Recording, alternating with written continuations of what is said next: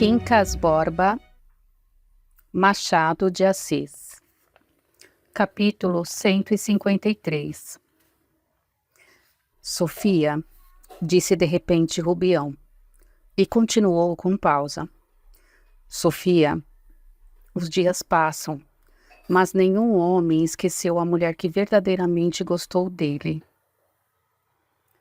Ou então não merece o nome de homem. Os nossos amores não serão esquecidos nunca. Por mim, está claro, estou certo que nem por ti. Tudo me deste, Sofia. A tua própria vida correu perigo.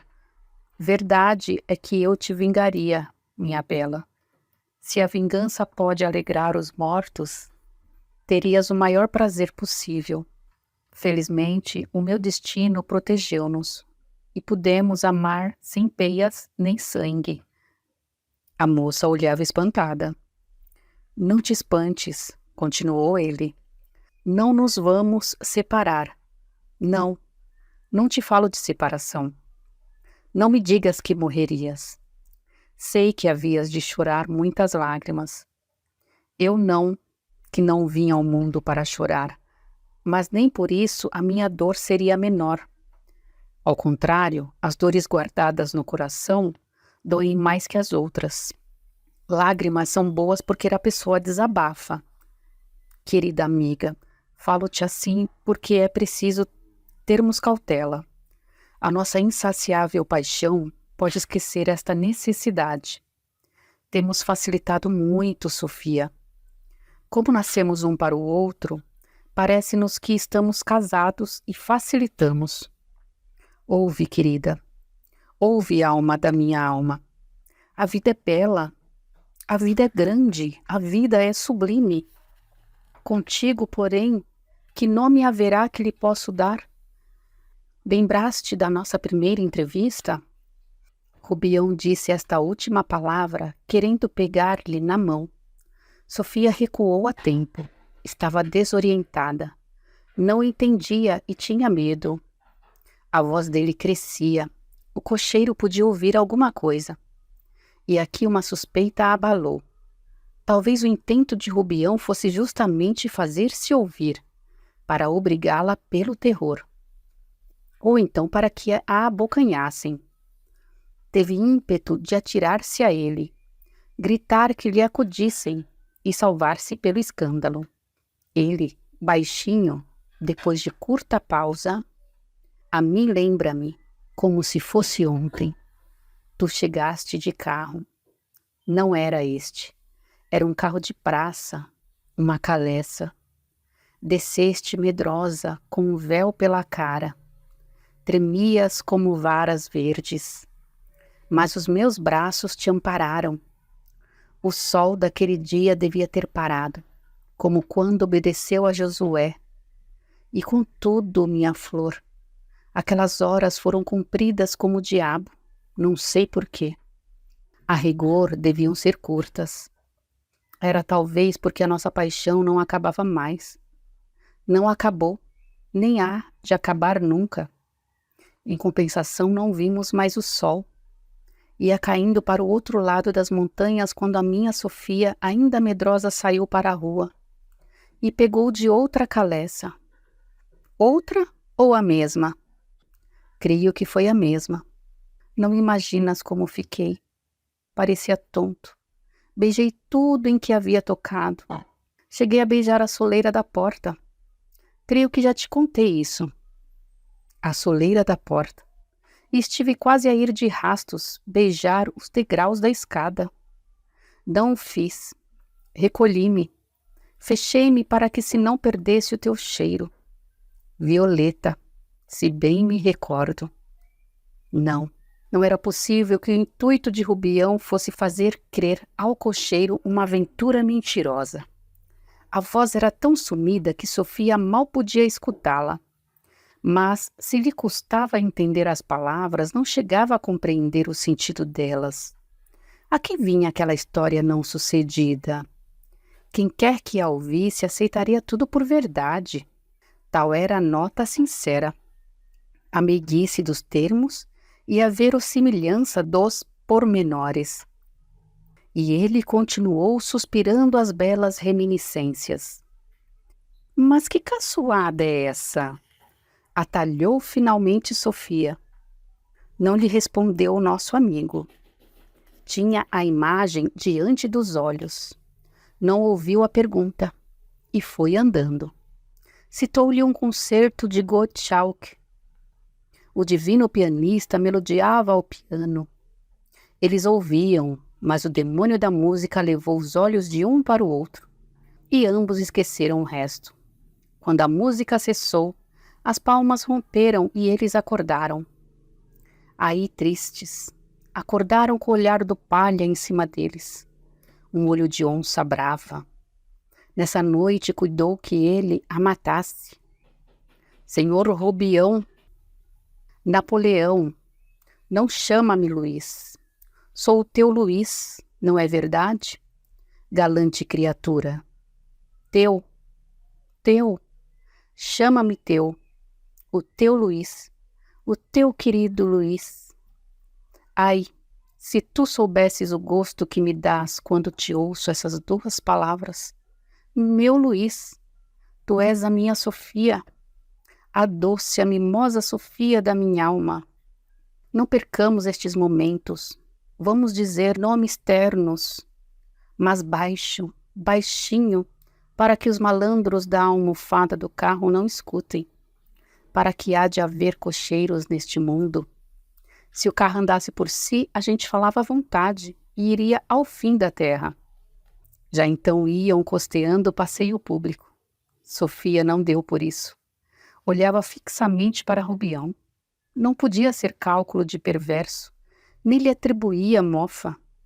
Delírio, sim, é o que era. Tinha a sinceridade da palavra, como pessoa que vê, ouviu realmente as coisas que relata.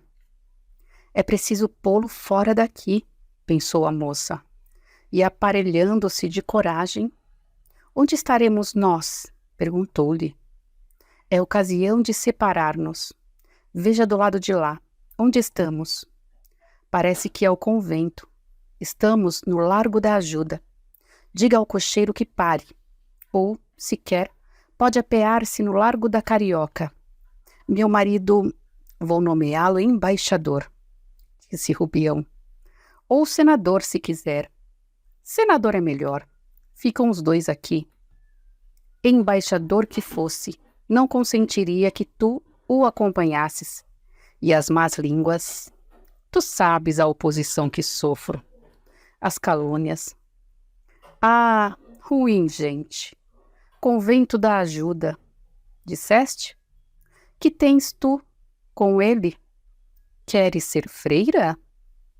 Não, digo que já passamos o convento da ajuda. Vou deixá-lo no Largo da Carioca, ou vamos até o armazém de meu marido. Sofia tornou a apegar-se ao segundo alvitre. Não se faria suspeita ao cocheiro, provaria melhor a sua inocência ao palha, narrando-lhe tudo, desde a entrada inesperada no carro até o delírio. E que delírio era esse? Sofia pensou que o motivo podia ser ela própria.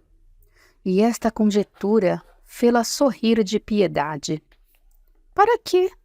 Disse Rubião. Vou apear-me aqui mesmo. É mais seguro. Para que há dele desconfiar de nós e maltratar-te? Posso castigá-lo, mas sempre me ficaria o remorso do mal que ele te causaria. Não, linda flor amiga. O vento que se atrevesse a tocar em tua pessoa, acredita que eu mandaria por fora do espaço como um vento indigno. Tu ainda não conheces bem o meu poder, Sofia. Anda. Confessa. Como Sofia não confessasse nada, Rubião chamou-lhe de bonita e ofereceu-lhe o solitário que tinha no dedo. Ela, porém, conquanto amasse as joias e tivesse a intuição dos solitários, recusou medrosamente a oferta. Compreendo o escrúpulo, disse ele, mas não perdes por isso, porque hás de receber outra pedra ainda mais bela. E pela mão de teu marido. Far-te-ei duquesa. Ouviste? O título é dado a ele. mas tu é que és a causa. Duque. Duque de quê? Vou ver um título bonito, ou então escolhe tu mesma, porque é para ti, não é para ele. É para ti, minha mimosa. Não é preciso escolher já. Vai para casa e pensa. Não te vestes. Manda-me dizer o que achares mais bonito, e faço lavrar imediatamente o decreto. Também podes fazer outra coisa. Escolhe, e dize-me no nosso primeiro encontro, no lugar do costume. Quero ser o primeiro que te chame duquesa. Querida duquesa. O decreto virá depois. Duquesa de minha alma. Sim, disse ela desvairadamente, mas avisamos o cocheiro que nos leve até a casa de Cristiano. Não, apeio-me aqui. Para. Rubião ergueu as cortinas e o lacaio veio abrir a portinhola. Sofia, para tirar toda a suspeita a este, pediu novamente ao Rubião que fosse com ela à casa do marido. Disse-lhe que este precisava falar-lhe com urgência. Rubião olhou um pouco espantado para ela, para o lacaio e para a rua, e respondeu que não, que iria depois. Capítulo 154. Apenas separados, deu-se em ambos um contraste. Rubião, na rua, voltou a cabeça para todos os lados. A realidade apossava-se dele, e o delírio esvaía-se. Andava, estacava diante de uma loja, atravessava a rua. Detinha um conhecido, pedia-lhe notícias e opiniões. Esforço inconsciente para sacudir de si a personalidade emprestada. Ao contrário, Sofia, passado o susto e o espanto, mergulhou no devaneio. Todas as referências e histórias mentirosas de Rubião como que lhe davam saudades. Saudades de quê? Saudades do céu. Que é o que dizia o padre Bernardes do sentimento de um bom cristão. Nomes diversos relampejavam no azul daquela possibilidade. Quanto pormenor interessante! Sofia reconstruiu a caleça velha, onde entrou rápida, donde desceu trêmula para esgueirar-se pelo corredor dentro. Subir a escada e achar um homem que lhe disse os mimos mais apetitosos deste mundo. E os repetiu agora, ao pé dela, no carro. Mas não era. Não podia ser o Rubião. Quem seria? Nomes diversos relampejavam no azul daquela possibilidade. Capítulo 155. Espalhou-se a nova da mania de Rubião. Alguns, não o encontrando nas horas do delírio, faziam experiências, a ver se era verdadeiro boato. Encaminhavam a conversação para os negócios de França e do imperador. Rubião resvalava ao abismo e convencia-os. Capítulo 156. Passaram-se alguns meses.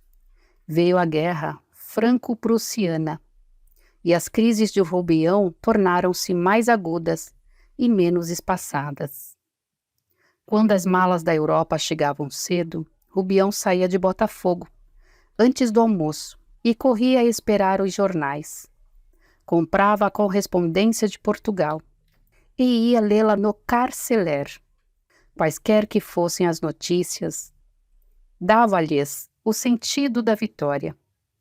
Fazia a conta dos mortos e feridos, e achava sempre um grande saldo a seu favor.